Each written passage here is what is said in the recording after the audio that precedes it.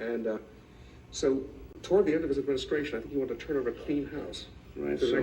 And he put on a big push to end graffiti, and partially succeeded, so that while I was writing this piece, the subway trains were sort of half scrubbed over.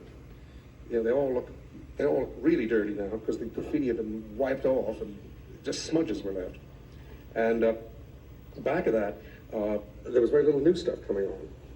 Now, since Beam has come in, it's as if it's started all over again. Right. And so the tone in which I wrote this is already just a tiny bit outdated. It looks like there's going to be a new wave of graffiti which might be bigger than the last one. Did you find, does it have anything to do with obscenity? Did you find much, No. whatever that definition is, but what I'm talking about, the kind of words that would, it doesn't seem to be in most of it. See, that's bathroom graffiti, Right. as obscene, almost always, or else it's witty, you know, but or presidential in its tone. Right. But this stuff is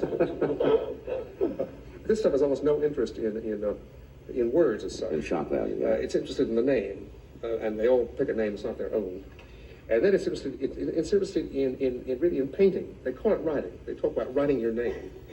Or they'll say, I hit the name 50 times today, or I wrote the name, 25 times today, or whatever. But what they're really doing is they're painting. It's a form of painting. I mean, they're taking color and they're putting forms up on a wall.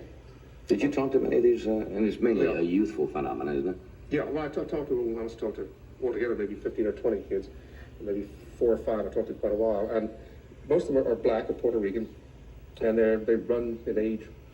Most of them are around 13 or 14, 15. So it has to be an identification thing, doesn't it? I mean... Oh, very much. And also it's sort of a general agreement that they usually stop doing it about the time they get heavy interest in girls. Although some women are also doing it. Right. And it's sort of, the kids have a great awareness of what everyone else is doing in it. In other words, there are areas that run from about 110th Street in Manhattan clear up to parts of the North Bronx, I'd say. Did you find a different kind of graffiti? Well, there's styles. Right. It's a technical subject. You get into Brooklyn graffiti, Bronx graffiti, Manhattan graffiti.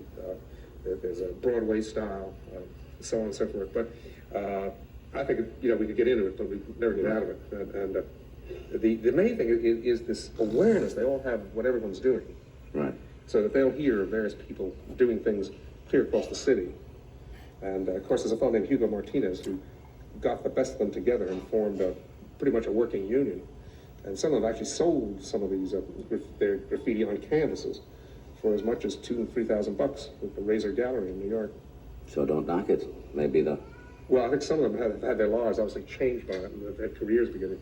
But that's not the main element. The main element is these kids are doing it because it's a way, it's a way of contending with the government. I've always felt that the toughest, problem maybe that democracy ever faces is that we have the sense that we have no effect on it.